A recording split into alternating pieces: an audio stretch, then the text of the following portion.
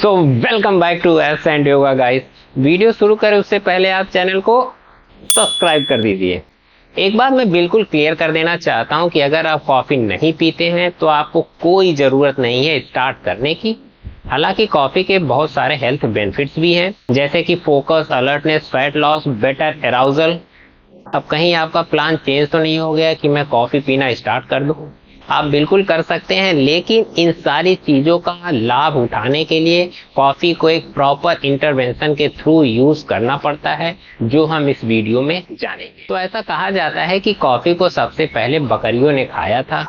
हुआ यूं कि एक चरवाहा था, उसने नोटिस किया कि उसकी कुछ एक बकरियां एक खास किस्म की बेरीज को खा लेती हैं और खाने के बाद बहुत ज्यादा ही उछल कूद करने लगती हैं। एक एनर्जी का फ्लो आ जाता है उनके अंदर। तो ऐसा उसने 4-5 दिन देखा, फिर सोचा कि चलो ठीक है, एक बार मैं खुद ही ट्राई करता हूँ। तो उसने भी उस बेरीज को खाया और सेम तरह की एनर्जी उसके अंदर भी आ गई। वो भी उछल कूद करने लगा और फिर धीरे धीरे धीरे करके वहीं से कॉफी की खेती शुरू हो जाती है।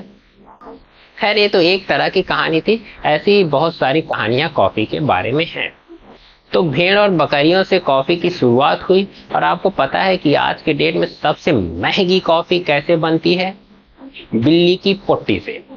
अब आप सोच रहे होंगे, अभी तो ये पेड़ पे उगती थी बेरी की तरह, पोट्टी से कैसे बनने लगी? तो होता यूं है कि ये खास किस्म की बिल्ली होती है। वो बिल्लियां नहीं जो हमारे घर में पाई जाती हैं, एक बहुत ही अजीबोगरीब खास तरह की बिल्ली है। उनको ये कॉफी के बीन्स खिलाए जाते हैं, पेट में कॉफी की बीन्स फर्मेंटेट होती है और पोट्टी के रास्ते बाहर निकल आती है। उस पोट्टी को फिल्टर किया जाता है और वहां पे आ जाती है मनुष्य जाति, जो उस फिल्टर पोट्टी को हजारों रुपए दे के खरीदती है और फिर एंजॉय करती है। कॉफी एक एर्गोजेनिक कंपाउंड है, यानी कि ये पचने के बाद सीधा हमारे ब्रेन के ऊपर असर करता है। तो सपोज करो कि अभी आपने 1 कप कॉफी पी ली। अब वो कॉफी पचेगी और जैसे ही वो ब्रेन में जाएगी, सबसे पहला काम करेगी कि उन सारे केमिकल्स को ब्लॉक कर देगी, जिसकी वजह से आपको थकान, नींद और सुस्ती आती है। यानी कि ये इनहिबिटरी न्यूरोट्रांसमीटर को ब्लॉक कर देती है। इसीलिए आपने देखा होगा कि कॉफी सबसे पॉपुलर प्री वर्कआउट सप्लीमेंट है। यानी कि जो जिम जाते हैं, जिम जाने से आधा 1 घंटा पहले कॉफी लेके जाते हैं, जिसकी वजह से उनका वर्कआउट एकदम धमाकेदार होता है। उनको थकान और सुस्ती पूरे वर्कआउट के दौरान नहीं आती है, जिससे कि उनको बेहतर रिजल्ट मिलता है। तो ये बात बिल्कुल सही है कि कॉफी से हमारा फैट लॉस होता है, पर इसके पीछे एक टर्म एंड कंडीशन है। जब हम कॉफी पीते हैं तो हमारा एड्रेनलिन लेवल बढ़ता है और जो हमारे फैट सेल्स को मोबिलाइज करता है। कहने का मतलब है कि जो हमारे बॉडी में फैट है उनको रेडी कर देता है बर्न होने के लिए। पर आप ध्यान दें, रेडी करता है, ना कि बर्न करता है। अगर आपको बर्न करना है तो आपने चेयर से उठना पड़ेगा और वर्कआउट, एक्सरसाइज, रनिंग करनी पड़ेगी। हाँ, अगर आप कॉफी लेके वर्कआउट करते हैं तो डेफिनेटली है कि आपका फैट लॉस थोड़ा बेहतर होगा, कंपैरेटिवली आपको अच्छा रिजल्ट मिलेगा अपने फैट लॉस में।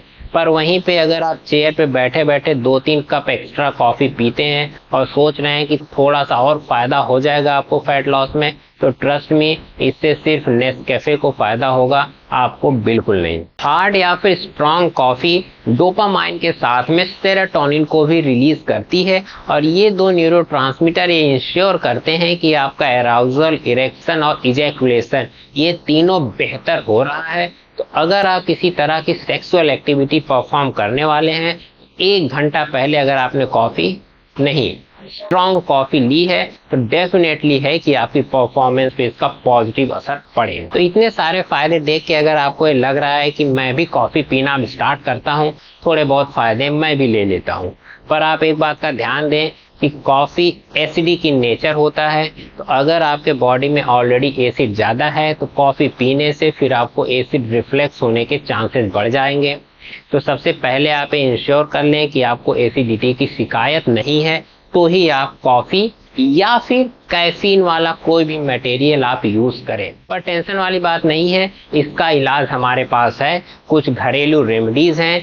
अगर आप कॉफी पीना ही चाहते हैं तो कॉफी पीजिए, पर उसमें आप कार्डमम का यूज करिए। बेसिकली कार्डमम एंटी एसिडिक होता है, तो जो कॉफी से आपको एसिडिटी होगी, कार्डमम उसको बैलेंस आउट कर देगी और आप कॉफी भी इंजॉय कर लेंगे, कोई तकलीफ भी नहीं होगा। और दूसरा उपाय यह है कि कॉफी पीने के बाद आप थोड़ा गर्म पानी पी लें थोड़ी देर बाद, जिससे क्या होता है कि जो एक्सेस कैफीन रहता है वो हमारे शरीर से निकल जाएगा और आपको कोई ज्यादा झंझट नहीं होगी। पर हाँ, एक बात और, कैफीन एक स्टिमुलेंट है। कहने का मतलब है कि ये जो हमारे ब्रेन की नॉर्मल कैपेसिटी है उसको थोड़ा सा इलेवेट कर देता है, जिससे कि आपको अच्छा लगने लगता है। क्योंकि हम सब चाहते हैं कि हमारा ब्रेन औकात से ज्यादा काम करे, तो इसकी वजह से क्या होता है कि कैफीन की हमारी लत लग जाती है। अगर आज आप 1 डोज पी रहे हैं तो बहुत ज्यादा चांसेस हैं कि आप कुछ महीने या साल बाद 2 या 3 डोज कॉफी के लेने लगे।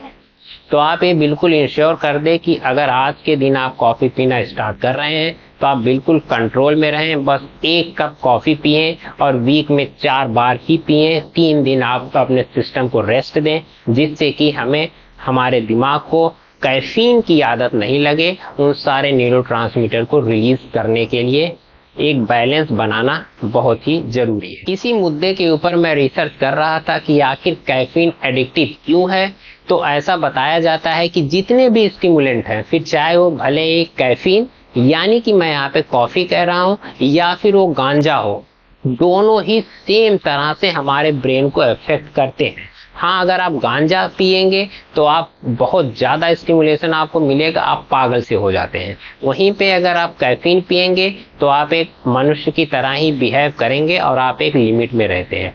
पर काम दोनों का सेम है। सेम न्यूरोट्रांसमीटर को कैफीन भी रिलीज करता है और सेम न्यूरोट्रांसमीटर को गांजा भी रिलीज करता है। अब कैफीन इतना करता है कि आप अपने हद में रहेंगे और गांजा पीने के बाद आप बेहोश हो जाएंगे। तो यही दोनों फर्क है और इसी बात का फायदा बड़े बड़े बिजनेसमैन ने उठाया। उन्होंने कोल्ड ड्रिंक्स में कैफीन को मिला दिया।